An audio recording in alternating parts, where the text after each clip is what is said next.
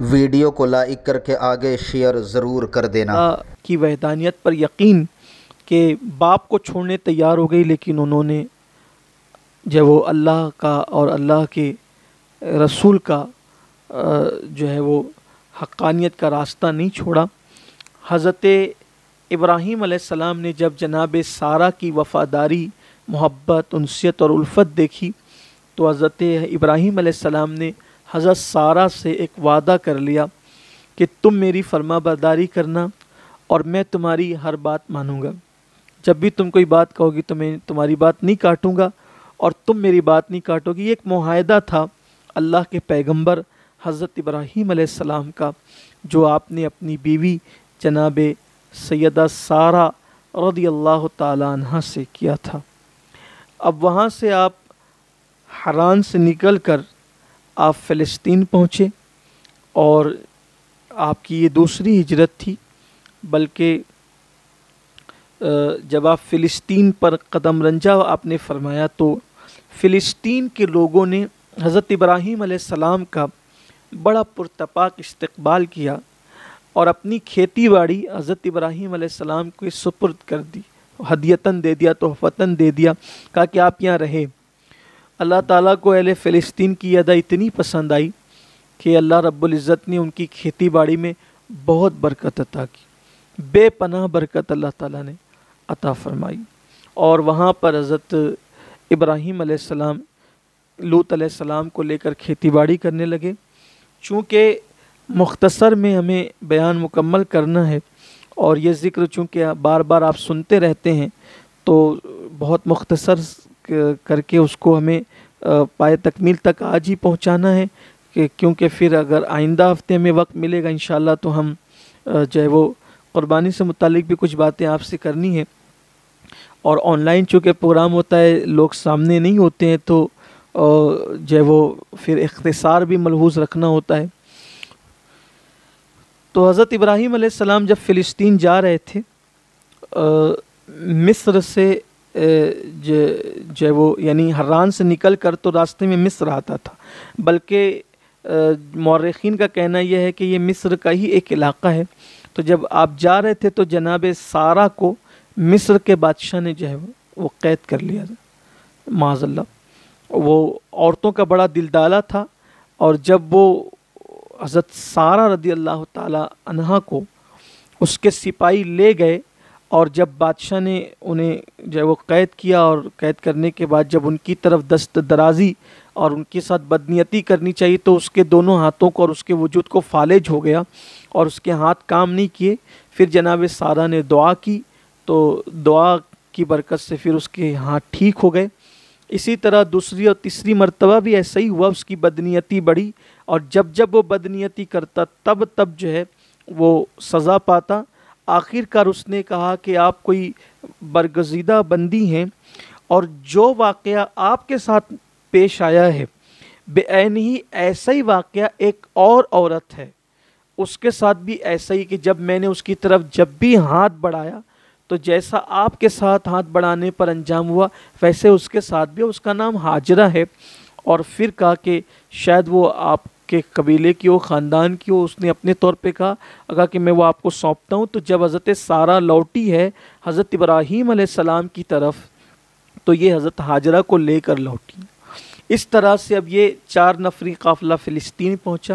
اور جب فلسطین پہنچا تو آپ سن چکے کہ اہل فلسطین نے محبتیں دی، اللہ کے پیغمبر کا استقبال کیا، اپنی کھیتی باڑی حضرت ابراہیم علیہ السلام کو ہدیتاً دی۔ وہاں جب آپ کھیتی باڑی کرنے لگے اور خوشحالی آ گئی، اللہ نے بہت مال و دولت سے نواز دیا، تو جناب سارہ نے حضرت ابراہیم علیہ السلام سے عرض کیا کہ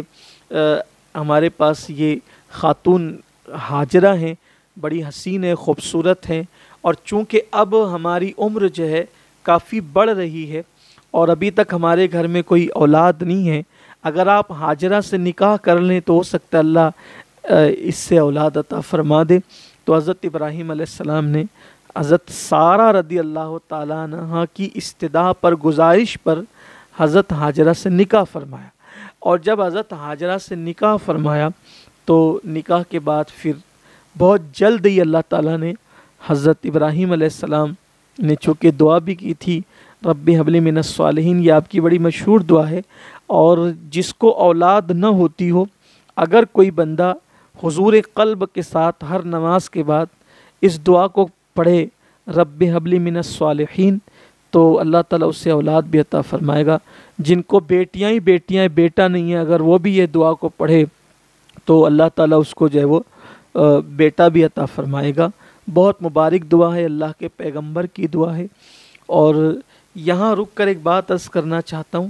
کہ اہل فلسطین نے ابراہیم علیہ السلام کو کھیتی باڑی دی، ان کی مدد کی، ان کی نصرت کی، اللہ تعالیٰ نے ان کو بھی خوشحال کیا، بہت مالا مال کیا۔ ادھر نمرود، جس کو اللہ تبارک و تعالیٰ نے 800 سال عمر عطا فرمائی، 800 سال سے زیادہ عمر عطا فرمائی، 400 سال اس نے بادشاہت کی، اور جب 400 سال کی عمر میں پہنچ کر اس بدبخت نے حضرت ابراہیم علیہ السلام کو آگ میں ڈالا، اللہ کے پیغمبر کو، تو ابراہیم علیہ السلام تو پھر آگ گلزار ہو گئی، آپ اس کو بھی جانتے ہیں۔ جب آپ ہجرت کر چکے تو اللہ تعالیٰ نے نمرود کی قوم پر مچھر کا عذاب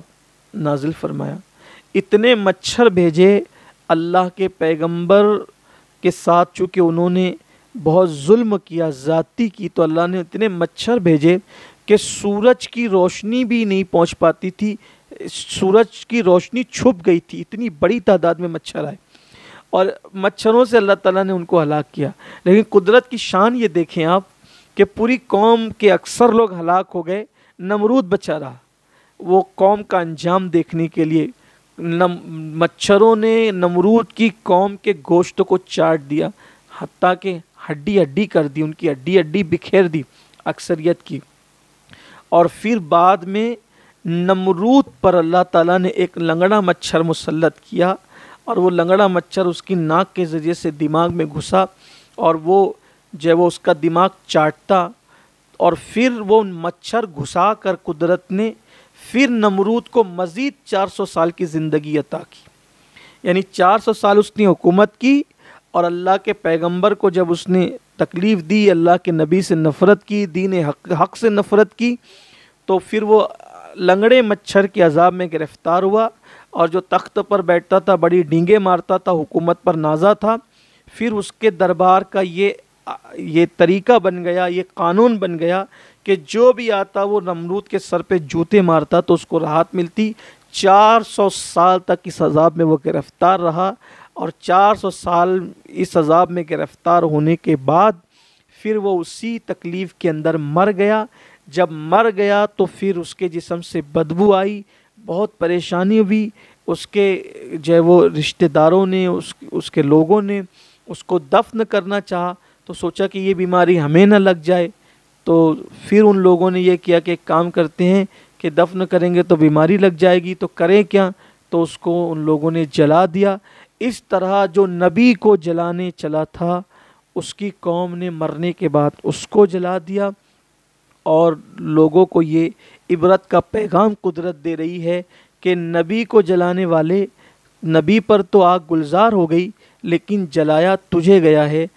مورخین لکھتے ہیں کہ دنیا میں یہ پہلا انسان ہے جس کو مرنے کے بعد جلایا گیا، اور یہ آگ کی سزا یہ نبی کو دینا چاہتا تھا بدبخت، جبکہ خود اس کا مقدر بن گئی۔ اس سے یہ بھی پتہ چلتا ہے کہ اہل حق کو کبھی بھی حکومتوں سے، طاقتوں سے یا اہل باطل سے گھبرانے اور ڈرنے کی ضرورت نہیں ہے، کیونکہ اللہ پر اگر توکل بھروسہ ہے اور آپ حق پر ہیں تو دیر ہی سے صحیح لیکن قدرت کے یہاں فیصلے حق کے ہوتے ہیں۔ آپ دیکھیں ابراہیم علیہ السلام نے جلدی نہیں کی، آپ